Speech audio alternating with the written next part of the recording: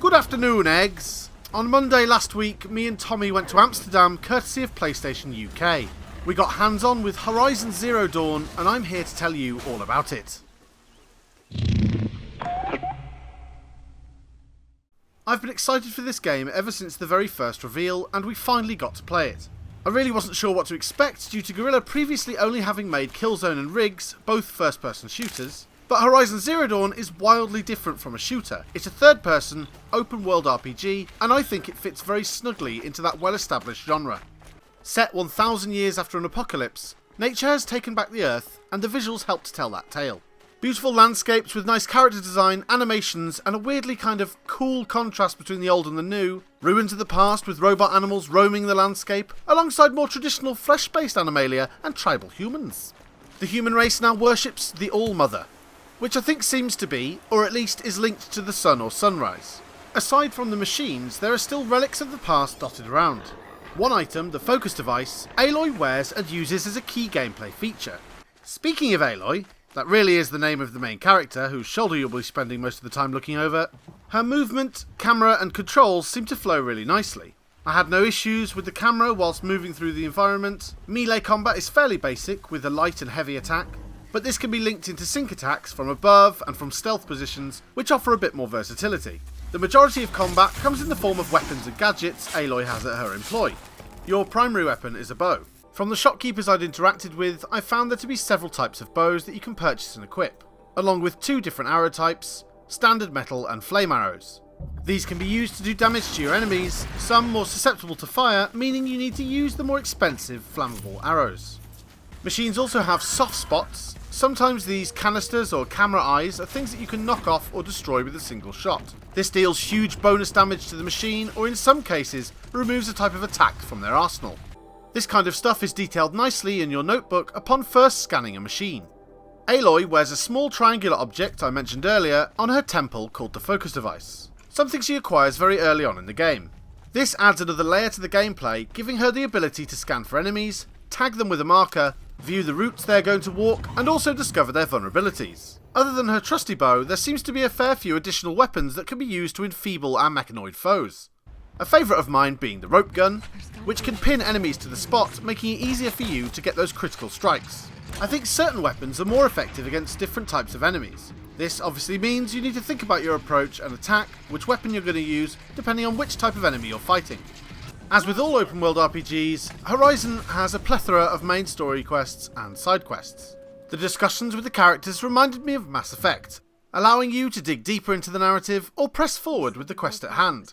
The main story itself I won't touch on too deeply as I don't want to drop any spoilers. There are many side quests, and of the few that I tried, I found there to be quite a bit of variance in what the tasks were. One quest asked me to find a lost daughter and investigate an area and discover some possible clues. Another was a timed trial where I had to hit critical points on enemies as quickly as possible to achieve bronze, silver or gold reward chests. I'm hoping the variety of side quests continues to expand the more we dig into the game. But from what I've seen, they seem to flow nicely along with the main storyline quest and deal out fairly generous rewards. A shopkeeper NPC sold me some maps, which then proceeded to update and litter my map with collectibles. Not exact locations, just general areas. I think this is something completionists will love, and something that could happily be ignored if you weren't into that kind of thing. One of the secrets I collected was an ancient data tablet with an audio recording on it, which gave me a little glimpse into what happened prior to the apocalypse. Hopefully these are merely additional lore to the main story, and all will be revealed without having to collect every scrap of data. I did enjoy stumbling upon these organically, however, as it kind of drip-fed me little dribs and drabs about the machines and who created them. Crafting is a cornerstone of many RPGs, and Horizon Zero Dawn delivers on that in a similar way to Far Cry, giving you incremental upgrades to things like your ammo capacity and inventory storage, each getting slightly more expensive. All of your ammunition has to be crafted by you, using materials you find by killing enemies. From what I could tell, destroying various parts of enemies would mean that it would restrict or at least lessen the chance of a certain item from dropping. So, for example, the Watcher's weak point is their eye. Striking this with an arrow deals huge damage, but I found that I would rarely, if at all, get the Watcher's lens item unless I stealth killed them, leaving their giant glowing face hole intact. Generally I didn't struggle to craft anything that I wanted. On the odd occasion I was short on ammo, I usually had more than enough metal shards and sticks to craft some more. The crafting does go a little bit deeper than just allowing you to create items. The enemies also drop upgrades, which can be slotted into weapons and your outfits to give you bonus damage or resistance to certain types of attacks. Early game, slotting an item means that it's lost, and if you want to slot a different item, then you must destroy the upgrade that was previously used. However, I did spot a perk that allowed unslotting of upgrades, presumably making them reusable or perhaps allowing you to sell them once they've outlasted their usefulness. Speaking of upgrades, there is a chunky little table of skills and perks available to Aloy.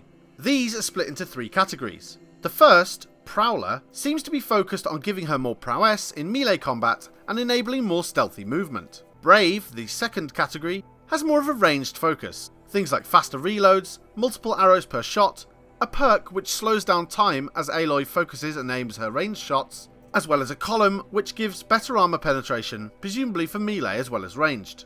The final column, Forager, as the name alludes, seems to aid you with collecting materials and crafting, as well as abilities which help you manipulate the AI.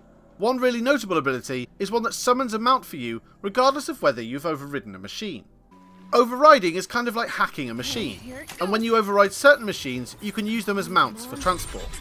I hacked a Strider, and it seems to allow you to use it for combat as well as riding, which I thought was quite a cool feature. I couldn't seem to override more than one machine at once, so sadly my dream of a robotic herd of rampaging Rohirrim ended before it began. It does appear that we will get the ability to upgrade our override device so that we can hack and control bigger and badder enemies as the game progresses. In terms of scale, if the total map size, compared with the area that I explored in just 3 to 4 hours with the game, is anything to go by, then this will be a rather large game indeed. I think things like mounts will cut down the travel distance, as well as craftable items that allow you to fast travel to towns.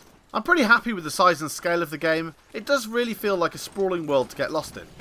Overall, I was very pleasantly surprised with how nice the game felt. I've been a fan of these kinds of open world RPGs since games like Baldur's Gate and Morrowind. There are definitely some close parallels with games like Far Cry, specifically Far Cry Primal, but I do think Horizon has done a good job of establishing a few of its own little gameplay quirks and seems to have been inspired in many ways by lots of different RPGs, putting all of those inspirations into a giant pot to create a quite lovely experience.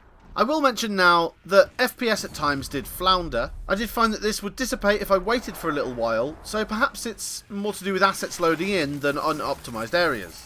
We also played on the standard PS4s, not PS4 Pros, so I'm hoping that playing on a Pro will iron out any FPS drops in 1080p.